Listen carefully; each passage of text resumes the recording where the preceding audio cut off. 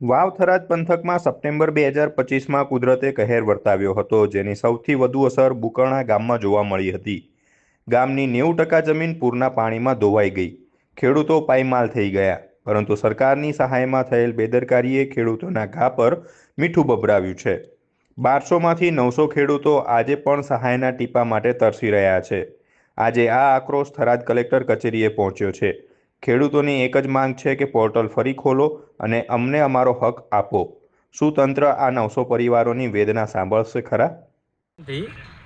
લગભગ 30થી 35 જણા ખેડૂતો ટીડીઓ ઓફિસ અને કલેક્ટર ઓફિસ આવ્યા હતા, જેની અંદર અમારા ગામની અંદર સરેરાશ 90%થી પણ વધારે આ જમીન ધોવાણ થયેલ. તેમાંથી મળવાપાત્ર રકમમાંથી ખેડૂતોને 10 કે 20% પૈસા મળેલ છે, અને જેને મતલબમાં ઓછી જમીનવાળા અને જેને રિયલમાં ધોવાણ થયેલું છે એવા ખેડૂતોને કોઈને રૂપિયો પણ મળેલ નથી.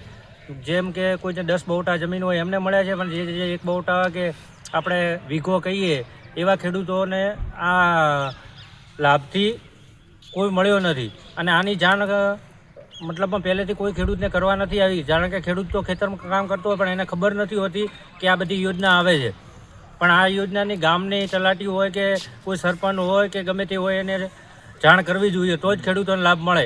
એટલે સરકારને એટલી અમારી રજૂઆત છે કે આનું કંઈક સોલ્યુશન લાવે, અથવા કે બીજી વાર ઓફલાઈનમાં અમને ચાલુ કરીને જે ખેડૂતો રહી ગયા છે એના હિતમાં કંઈક ડીડીઓ સાહેબને અમે આજ રજૂઆત કરી છે કે અમને કંઈક આનો સોલ્યુશન કાઢી આવે. ડીડીઓ સાહેબ દ્વારા તમને શું કહેવામાં આવ્યું? ડીડીઓ સાહેબે આની અમને એવી માહિતી આપી છે કે વાવ ડીડીઓમાંથી આખી બુકણાની નોંધ મંગાવશે અને એની આગળ રજૂઆત કરશે.